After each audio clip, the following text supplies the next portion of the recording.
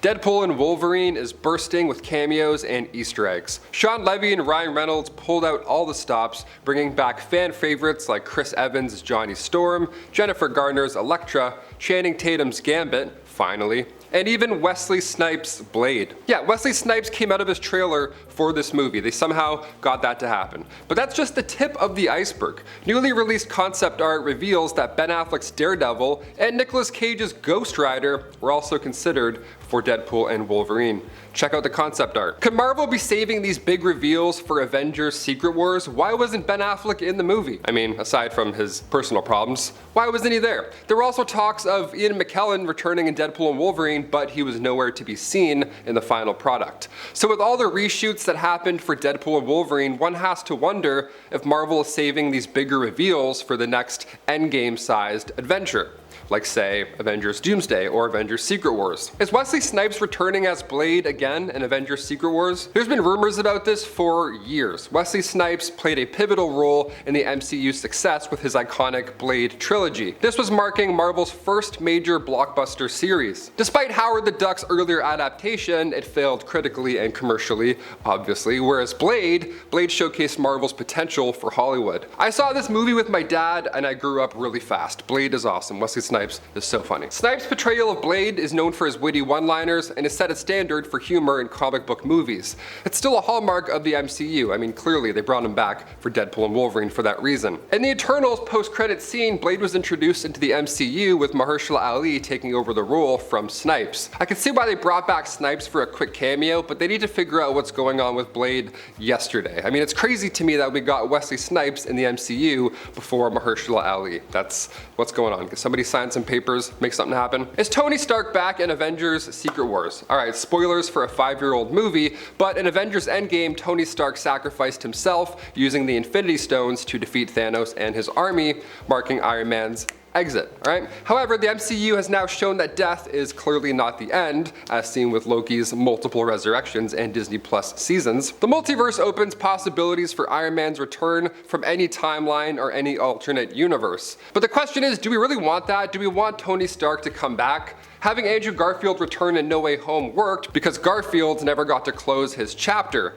Iron Man's chapter was closed in a very poetic way in Avengers Endgame, so why mess with that timeline at all? So now with Robert Downey Jr. confirmed to return to Marvel as Victor Von Doom, who knows at this point? Who knows if we'll ever see Tony Stark again in any way from any universe, because that would be odd on screen. But now there are rumors that Superior Iron Man will make an appearance in Secret Wars.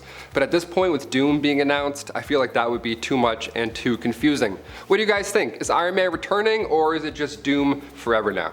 Hashtag Doom forever. Chris Evans, Captain America. Is he gonna come back at any point? Is he back in Avengers Secret Wars? Chris Evans just blessed the screen with his return as the Human Torch in Deadpool and Wolverine, but is there a way that we can now see Steve Rogers return to the MCU? Hopefully, maybe, I don't know at this point. Chris Evans has expressed caution about returning as Steve Rogers. He of course doesn't want to tarnish the success of his character with a return that might not end up serving the character well. Now, despite this, the MCU can still explore significant plots like Secret Empire without him. See, post-Endgame, Steve Rogers of course passed the Captain America shield to Sam Wilson, who took up the mantle officially in the Falcon and Winter Soldier. Now with Sam as the new Captain America, a reimagined Secret Empire storyline could still emerge, especially considering Rhodey's Skrull exposure in Secret Invasion. Yeah, don't forget that happened. Speculation about Avengers Secret Wars hints at a possible MCU reset, introducing a new actor entirely for Steve Rogers and allowing for a closer adaptation of Secret Empire with a fresh lead for Captain America. I could see anything happening at this point, or Marvel will just offer Chris Evans a ludicrous amount of money and then he'll just come back as Hydra Supreme or something evil. Honestly, who knows at this point? If we're just running around in circles with the same actors, then I wouldn't mind a reboot very soon. Hugh Jackman's Wolverine. Okay, in the Deadpool and Wolverine trailer, we can see a Secret Wars comic next to an injured Wade Wilson. They're not hiding anything. So one can only assume that Wolverine and Deadpool will return to help the Avengers in Avengers Secret Wars come 2027. This is where I'm worried. Logan was an amazing closing chapter to Hugh Jackman's long long run as Wolverine. Introducing a version of Wolverine that's established with the X-Men plus the iconic yellow and blue suit, this is a soft reboot. I think we'll see this Wolverine return in Secret Wars to close off this version of the character, right? It's canon for him. Now, it would also be amazing to finally see Wolverine fight the Hulk on screen in live action and not just get a simple tease for it. With Deadpool and Wolverine passing the $1 billion mark this week, it would be a waste of Marvel to not include Wolverine in the Avengers lineup come Secret Wars. That would just be a waste of money at that point. Tobey Maguire's Spider-Man. I'm confident that he is going to be back in Secret Wars. I remember seeing Tobey and Andrew on screen together in No Way Home, and it was an odd feeling. It felt like something I never thought I would see. My heart grew that day. It grew like I was the Grinch. It just exploded a bit. So the idea of Tobey Maguire returning to help the Avengers save the multiverse, that's not too far-fetched. That sounds like a $2 billion movie right there. In Spider-Man No Way Home, this marked his first portrayal of the role since Spider-Man 3 back in 2007. And he slipped back into the role seamlessly. It was amazing. Now, of course, following the movie's release and its incredible success, there was a strong demand from fans for more appearances by Maguire, and the actor himself expressed enthusiasm for reprising his role as Spider-Man on several occasions.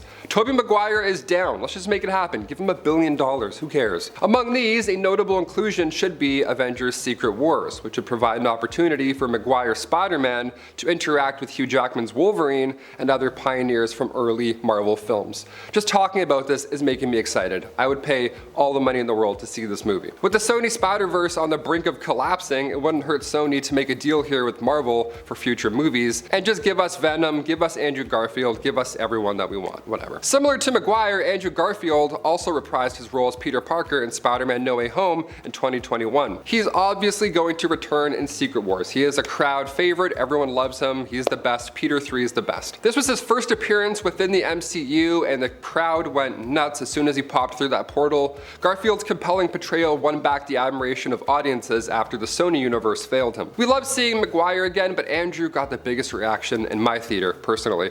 The dynamic between the three live-action Spider-Men, coupled with their involvement in the multiverse, it worked really well. It also sold a lot of tickets. Perhaps it was a one-trick pony, perhaps this proves how necessary their involvement in Secret Wars is. Additionally, this Avengers installment could present the opportunity for Garfield's Spider-Man to engage in combat with his extraterrestrial foes for the first time. I mean, he said he wanted to fight an alien in No Way Home, so let's give the man what he wants, right? Reed Richards' Fantastic Four. We have like 4 Reed Richards now. I can't even keep track of these guys. After Marvel Studios unveiled the cast for the Fantastic Four, featuring Pedro Pascal as the MCU's Reed Richards, focus has shifted to the character's cinematic history.